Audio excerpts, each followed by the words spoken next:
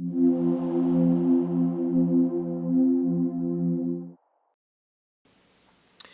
continue with the הקדמה לספר הזוהר by רבי יהודה אשלג. וכדי להבין כל אלו השאלות והחקירות, to understand all those questions, all this investigation, תחבולה אחת היא להסתכל בסוף המעשה. If you ever want to know and understand things, always look at the end of things. It's almost like you see a mother before Shabbat, she take flour with water, with yeast, with some sugar, with some eggs, sometimes salt, and it look messy, tohu vavohu. But if you look at the Sofa Maaseh, you come Friday night, you have a beautiful challah. You eat this challah, it's so tasty. So for that reason, if you want to know really what's going on in life, and you want to remove doubts, always look at the Sofa Maaseh. Sometimes you can see it, sometimes you don't. If you have emunah, it doesn't matter if you see it or not. If you don't have emunah, then you have to see it. כלומר, בתכלית הבריאה, כי אי אפשר להבין שום דבר באמצע מלאכתו, אלא מסופו. You cannot understand things from the beginning, only from the end of it. וזה ברור, and it's very clear to us, שאין לך פועל בלא תכלית. There is nobody normal who will do an act without purpose, כי רק מי שאינו שפוי בדעתו, only somebody who is mentally ill, will do something with no purpose. תמצאו פועל בלי תכלית. ויודע אני שיש מתחכמים. I know people who consider themselves wise one, פורקי עול תורה ומצוות, are not into spirituality, תורה and מצוות, שאומרים, that's what they say. שהבורא יתברך ברא את כל המציאות ועזב אותה לנפשה. That the Creator created everything in the beginning of time. They agree on that. And then he went to Cancun for vacation. Oh, he didn't say Cancun here, but he said, עזב אותה לנפשה. כי בחמת האפסיות שבאלו הבריות, how zero are those human? That's so brave for Rabbi to say how zero. You go ahead, call people zero today, you would be put in jail. אינו מתאים לבורא יתברך לרוב רוממותו. It's not fit the creator to be as great the creator is, להשגיח על דרכיהם הפרודות והמגונות, even to supervise people like that. אכן לא מדעת דיברו זאת, but not from knowledge they talk. כי לא ייתכן להחליט על שפלותינו ואפסותינו, בטרם שנחליט שאנחנו עשינו את עצמנו, כל הדברים הקלוקלים והמגונים שבנו.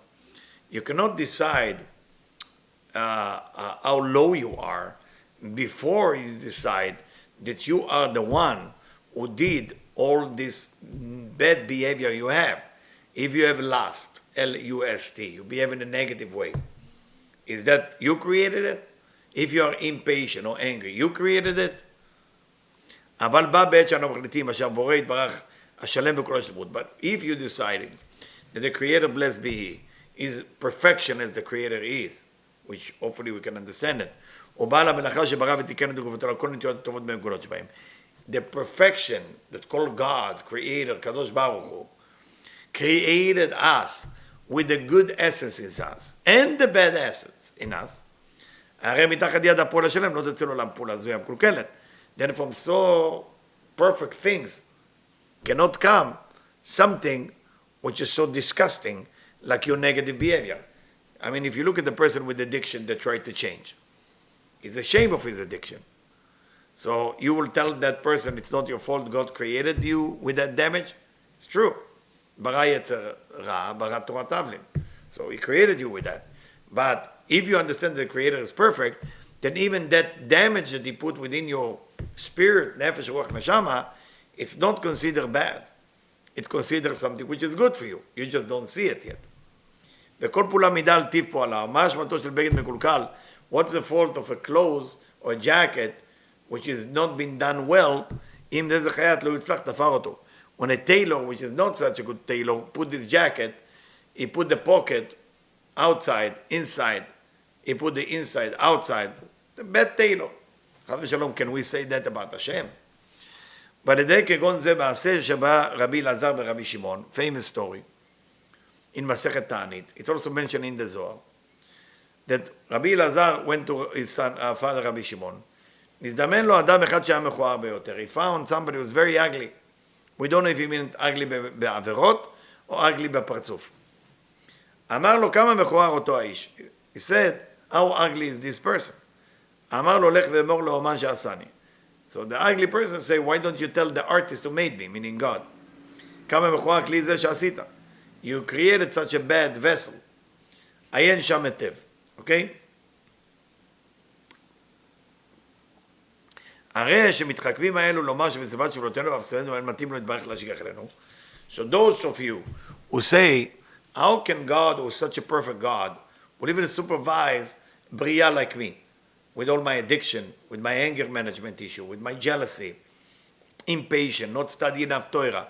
How can God supervise such a disgusting human like me? So you say, he's called the wise one. You cannot speak like this. That's been against the Torah.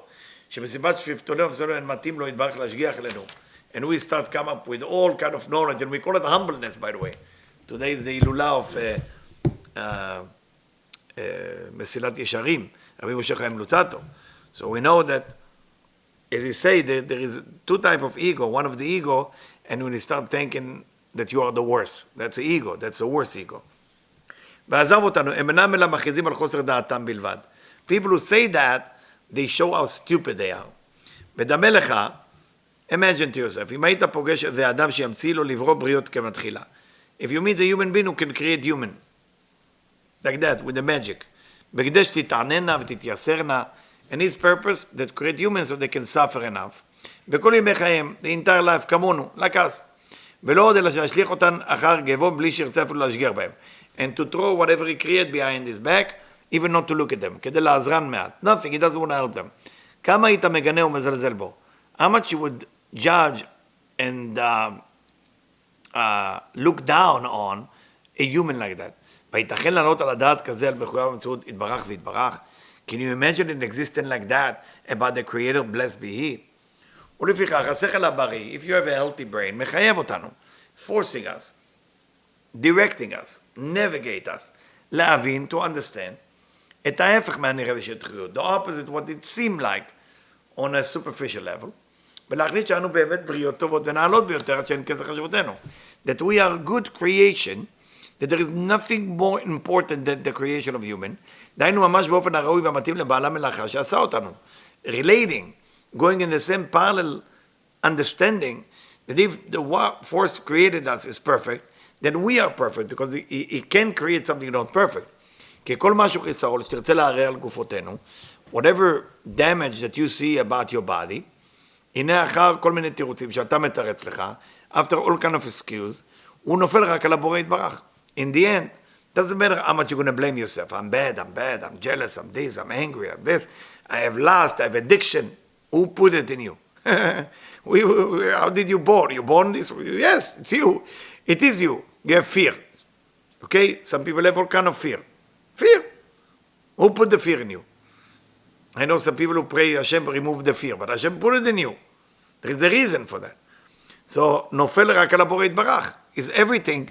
Okay, so start relate to your issue not as an enemy, as a gift. You have to know what's the gift in it. Let's say if you have a panic attack and get angry when you have people talk to you not nice. What's good about it? There is good about it too. You need to find the good in it. You cannot hate yourself for how the Creator created you, because like it's hating God. חס ושלום, חס ושלום, חס ושלום, זה כפירה. שברא אותנו ואת כל הדברים שבנו. So he created us with all the דברים, with all the מידות, with all the attributes we have. שהרי ברור שהוא עשנו ולא אנחנו. He made us, not us.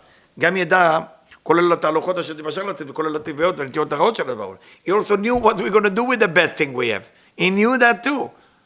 He knew.